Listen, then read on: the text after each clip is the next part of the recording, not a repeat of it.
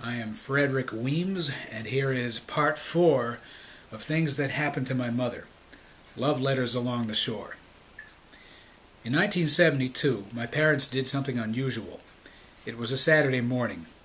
Usually on a Saturday morning, my father would sleep until 10 or so, wake up, burn deliberately 2 pieces of toast, squeeze 2 halves of a grapefruit, take a raw egg, crack it into the glass with the grapefruit juice, scrape the 2 pieces of toast, put a few giant chunks of butter on them, and eat them with the bacon he'd been cooking.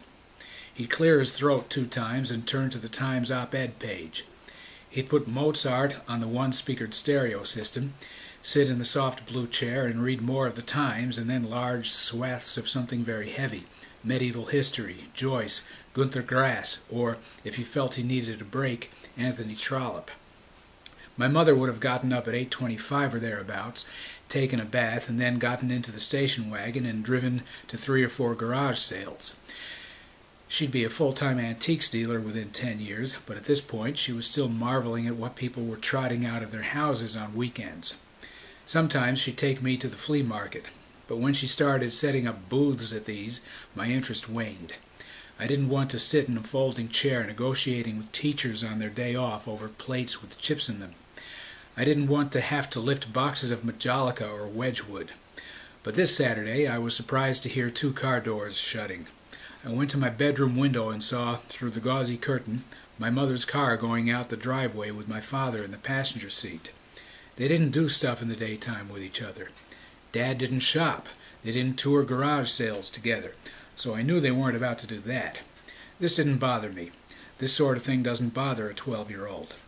I took last week's Mozart platter off my father's turntable and stuck on my flea market purchased mono copy of Revolver, purchased for $1.25 because the dust jacket was missing. I didn't watch Saturday morning cartoons. I hated Saturday morning cartoons. I listened to Tomorrow Never Knows 6 times. I listened to For No One. I went outside and got my bike out of the garage.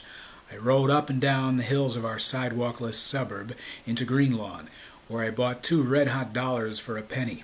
I went to the library. I tried to read Great Expectations as usual. I never could get past the guy washing his hands over and over.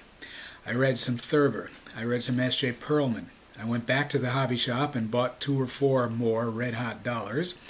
You couldn't buy 3, a penny and a half being an impossibility.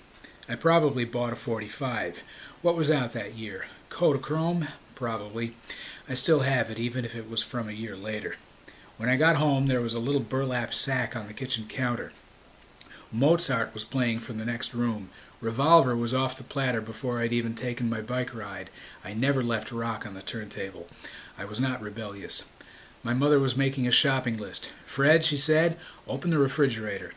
She asked me to tell her what we needed. I was never good at this. I didn't know if the presence of 5 eggs in the refrigerator meant we needed more or had enough. My mother would lose her patience and finally open the door and write down what was needed. But she'd always say, "You want more Coke?" Soon we were in her car on the way to Gristedes, the one supermarket in town which made her think of New York City, the anti-Long Island.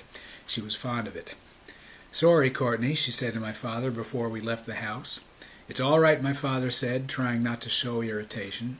Eine kleine Nachtmusik wafted through the air as Mom and I walked to the car. "So much for history," she said to me as she started the engine. They had taken the burlap bag with them that morning and gone to the beach. "The beach?" I said. "You and Dad went to the beach?" "Yes." "That's weird." "Do you know why we went to the beach?" "To investigate crustaceans?" My father was a biologist. "No. A fair guess, but not the right answer," said my mother.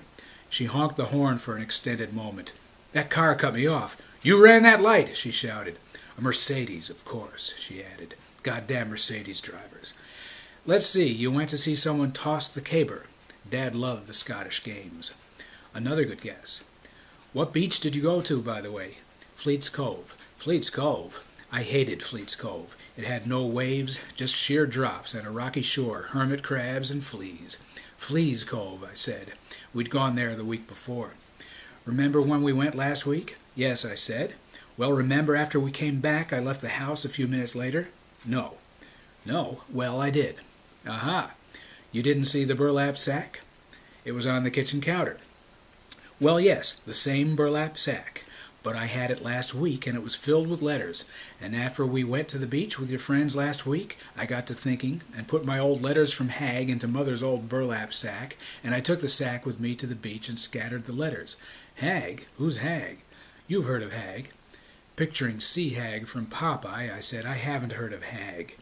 Oh, Hag. Bob's heard of Hag. Bob was one of my brothers. He was 2 years older, and heard all sorts of realistic things I'd never had details about. Well, I've never heard of this person. Who was she? Hag was a he. I was going to marry Hag. I had a serious question to ask. It was, why was a man named Hag? We just called him that. I met him in high school in California. You were going to marry a man when you were still in high school? He was in high school, too. Before he went into the army, he asked me to marry him. Oh, is he the guy you wrote letters to saying not to hate the Japanese? Yes. While he was fighting the Japanese? Yes. Imagine yourself a soldier in the Pacific in 1944 and your girlfriend is writing you saying your enemy is as good a man as you. You were engaged to him? Yes, and I threw his letters into the air last week. Oh.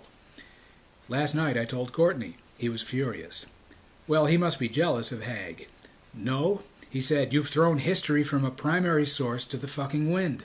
I said, you can't live in the past. He said, we can bloody well take some of the past with us. He said, first thing tomorrow we retrieve those letters. And so my parents did what couples do and went to the beach. It was not Burt Lancaster and Deborah Carr and the crashing surf. It was a married couple with an empty burlap sack which had held the words of a suitor rejected by the woman almost 30 years earlier and 3,000 miles west of where they were now. The husband connected to his wife's old fiancée only by the bond of the war they'd both been in. Your father wants sangria, said my mother as we pulled into Gristedes. Don't let me forget.